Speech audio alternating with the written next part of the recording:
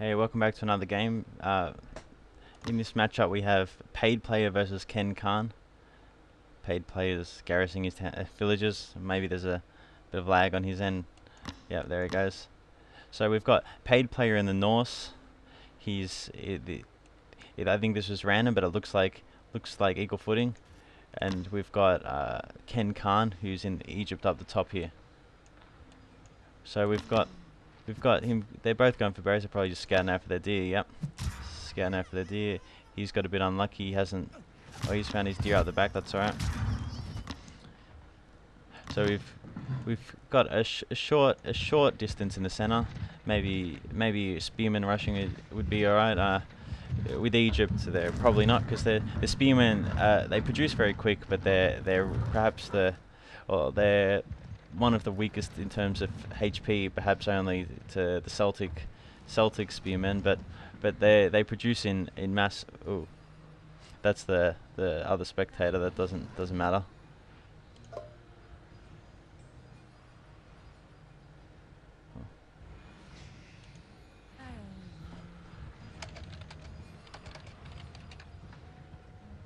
They're just asking about resigning. I'll just see if they want me to resign.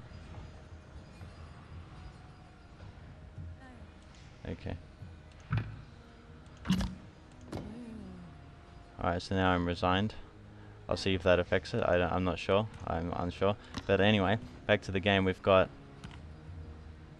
him going for stone, perhaps going for an early town center, with Ken Khan. He's not going for any kind of stone. So perhaps he's just going to go. He's scouting him out now, so you'll see that he's going for stone, and perhaps push aggressive. Perhaps go for stone himself. He's going for the barracks. So yeah, so he's going for some aggression. He's just checking out the map. So when you see a player that's going for stone, which means they're going to put up a second town center, or in some rare cases they're gonna put down towers.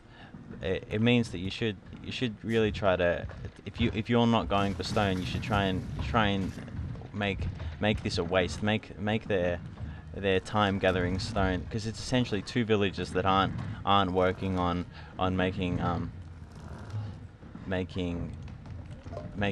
military at the time. So we've got the barracks coming up. This barracks will have two villages less production time in terms of resources or gathering for things that would be handy for military units, such as gold or food. Up here you see he's obviously scouted the town center, but he's had a bit more time to get his resources high for the spearmen, which will leave him with a bit of a bonus, but maybe he needs to do good with his spearmen. Otherwise this disadvantage you'll have in the terms of the second town center coming up a bit later will show off later in the game. Now he's going up to the second age, and so is paid. So yeah, pretty much at the same time. The spearmen are coming out just to defend the deer. There's no aggressive things happening. Again, paid is a Norse player who's the houses can sometimes get in your way if you just can't make any spearmen, but perhaps he was saying that he's not really a large Norse player, so perhaps once you get a bit more accustomed to Norse, you get a bit more used to making longhouses earlier, and not perhaps you putting more villages onto them, or whatever works best for you. So we've got them both about to now both into the second age, and this house coming up. So Ken's also pop block, but you'll see that this house will go up a lot faster. It only has 3/4 as much HP, and that means it comes up a lot quicker, so you can get your spearmen out. Or he's probably going to go for axemen now that he's Egypt age 2, but perhaps he's just going to try and get his town center up. We'll see who gets the town center up first. They're obviously both going for Ken's got 300 stone, Paid's got 300 stone, so yeah, he's just about to get 300 stone. We'll see if either one of them drops it straight away, or he's going for this guard tower right on the other side. We'll see if Khan spots it. It's not changing view, but he might have spotted this, and that'll be good for it'll pressure this town center, and it'll pressure all this. So kind of in a way making this town center like really at a disadvantage, because it's not going to have any coverage on these. And the second guard tower is really going to make it a pain for Ken to use this. He's sending these spearmen off, who are all the way over here to this rally point. He sent over his priestess Ra by accident, but you see he's going to fight off for this. This means that Paid isn't going for his second town center early. He's just got this for the guard towers. So it's interesting that it's negative to try and, with the Norse players, sometimes to try and catch them and make your second town center fast, because delaying your military production to get your second town center out, like the Yaz here, can sometimes be a consequence, have a negative consequences if you don't get this. He's perhaps going to get this down. He is getting a lot of damage. The guard tower appears to be firing on villagers. He's getting out a second barrack, so he's going to try and make this work. He's getting at throwing axemen. He's deleting off this thing to reclaim. When it's deleted off, it reclaims the stone. So now it's interesting that Paid has 22 villagers to Khan's 20, so he's killed 2 villagers off, if that seems right there. Although Paid isn't making villagers at the moment, but he's spending a lot to get these throwing axemen out. But it's now that Khan has this town center out, that if he keeps up, he's not at the moment, but perhaps he's just saving up for the spearmen. But if he starts getting contemplated two town centers, you'll recover those lost spearmen a lot faster. So Paid is going to have to continue pushing, or try to catch up in terms of eco. Yeah, he's gonna put down a second town center of his own, which it's not too late. So it's not going to make that much of a difference, because he's not really pushing out that many villagers from his 2 new town centers. He's just trying to get his military pop up. He's just staying back at his base, scouting out here. He's gone for the hunts in the center, so he'll have a bit faster food gathering, and he'll have the ability to move back to this one in case anything bad happens during the game. Whereas Ken won't be able to move back. He's taken his berries in his base. He's been spotted now. So, but he still has a chance he'll be running over to try and stop that happening a second time. But it's just working out for Paid. He's keeping Ken in his base, and he won't be able to push forward into. He's getting faster gather rates with these deer, and chasing around the back of his base like this is really costing him a lot of time. But there's nothing he could do. If the guard tower comes up over here, it'd be disastrous, because you'd have to move to another gold, and he hasn't. If there's one up here, hasn't scouted it, and his next ones are really quite far away from his base, and there's no defenses anywhere near that. So just running around the back being a nuisance. He's just out of range of the town center, so he's just Paid is trying to catch up in eco, I guess, where he was a bit behind. He's capped at the moment. He's ahead by 2 in villager count, so he should be right. He's still producing, and now I'm putting up the house. It's the long house, so he's not going to get capped or anything again, I don't think. He's just spotting this out here. It's probably just being a nuisance.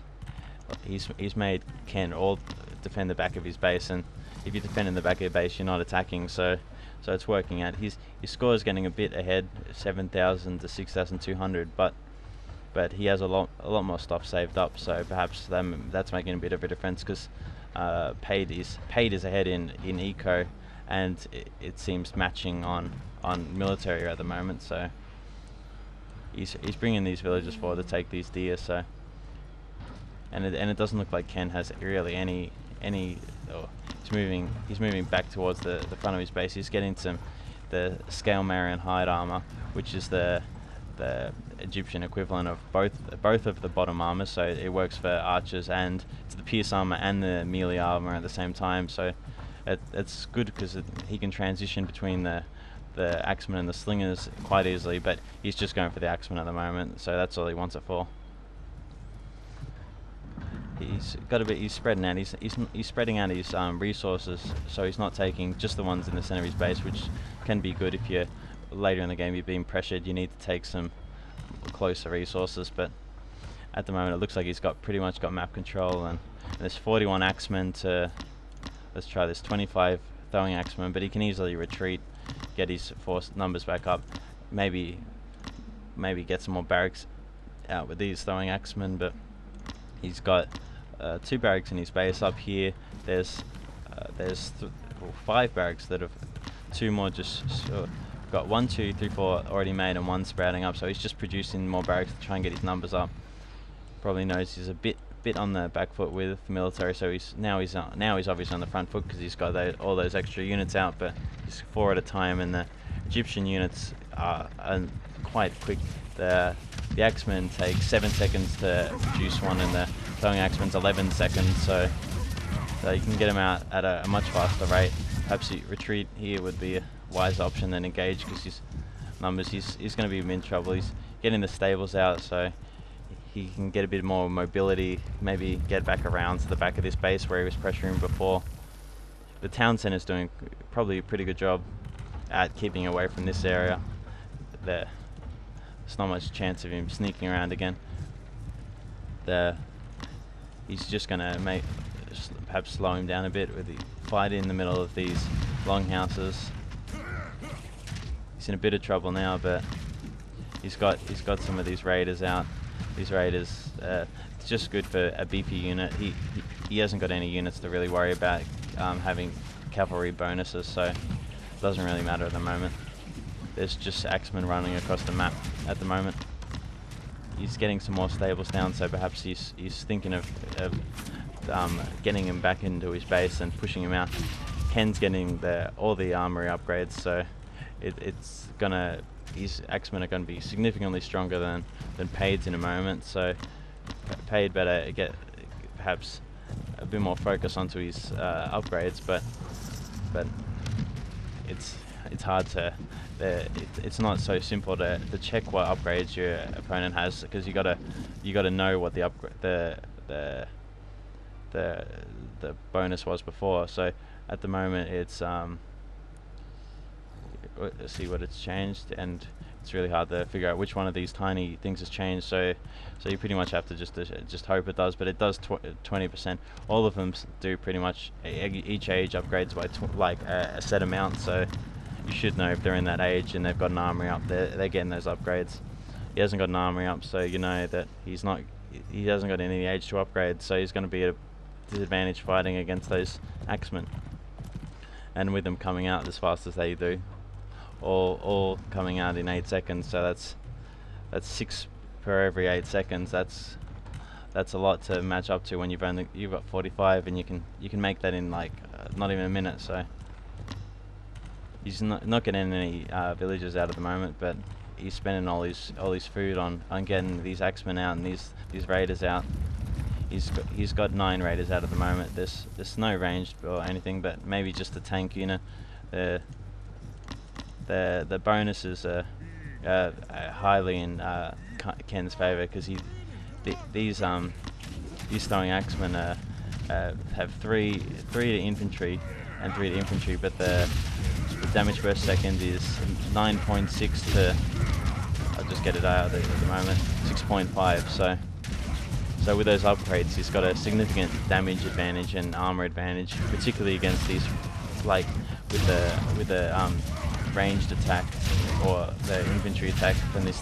The ranged attack he's going to receive from this town center won't really do much at the moment. There's 2 town centers, and he's got the fierce armor just being Egypt, so that's quite a good thing he's got. He's expanded on the base quite a bit though, so his economy is a lot stronger than Ken's at the moment, but Ken's just he's lost a lot of his force there, so it's unfortunate. He just didn't have the numbers. These buildings are just, you reinforce so much faster at your base, and now he's gone all the way back down to 23. These raiders have done their job tanking damage, and the axemen. A thing about the axemen is they can get, if you fight within these longhouses or your buildings, since they have a range, their range attack is 10. So if they're squished up against each other, a lot more throwing axemen can get damage out per second, because the axemen all have to be adjoined to the unit they're slashing. So he's just getting a bit of line of sight, perhaps just to be a nuisance. Now that he knows these berries are being taken, though, he can pressure this area, or perhaps just fakey on the area and get him to run over. Or he's really got quite an advantage now. He's fighting within these longhouses was a really good decision for him. The throwing axemen just so good to defend when you're in your own buildings, and you've got the line of attack, the range attack. So it's equivalent to a throwing axeman in Age of Empires 2, I guess, where you can get a lot more damage per second, because they've just got that slight range, and it does a lot to affect the surrounding. You don't need as much surface area. You can just throw it over your other units. He's getting slingers out to I'm not sure. He knows there's a lot of raiders out, and they're gonna pretty much tear through these slingers, but maybe just trying to get some food light units out. He's not producing any units at the moment, but perhaps he's just aged up. He's just built his building somewhere all the way in the back, so now he's probably just going to get some age 3 units out. Let's see. He's going for Axeman Champion. That's a good idea, because it'll improve their attack over this. And now he's getting the fort out. He's sending these villages up. It's unfortunate that he didn't see that. He could have. He's going to age up anyway soon. So now he's aged up. He can use his advantage to drop his own fortress and not lose any gathering time. He's got a lot more pop room at the moment. And there's 66 villages to 33. So you can see that the military force that he's got is really replenishing this time. He's cost him a lot, and he's just getting in the harassment at the right times to make perhaps this economy a bit unstable. Finding onto this fortress, the raiders will do a good job tanking damage. 340 with 20% pierce armor, so there's not really much that they would be afraid of if they get maybe one up armory upgrade. So he's going for another town zone. He doesn't look like he's getting any armory. I don't think you can hotkey it, but he's not getting any armory. He's spread out all over the map. It's map control, but he's not controlling it. He's just the only one who's tried to take it. So it's really paid off for him doing that strategy. He looks like he's trying to run these raiders around, raider champions now. Now he's just going to take out these slingers. It's a really good idea, because you may as well use the advantage if you have it, like the bonus damage. Now he's getting these hard jars out, which are good against infantry, and they're pretty beefy. They make up for throwing axemen's lack of HP if you have a force. And now he's going to use the advantage to drop it here. Perhaps could have dropped it in another spot, but he's taking quite a bit of damage here. But he's noticed it now. Well, I don't know if he's noticed it, but he's not looking here, but it's moving. I'm not really sure about this positioning, but perhaps it's just to cement the Ken back in his base. But now he can move around here, and there's not going to be much he's going to be able to do. He's taking out his town center, or he's just perhaps distracting him. He's got slingers in his base. He's almost out of army, and he's almost out of resources to produce them, because they're most things he's got all of these barracks, and they're very food heavy, and he's almost out of food. So now he's coming over here, dropping another fort in another questionable position, but he has map control now. He's taken out all this resources, and there's the good game. So yeah, it's a pretty good game.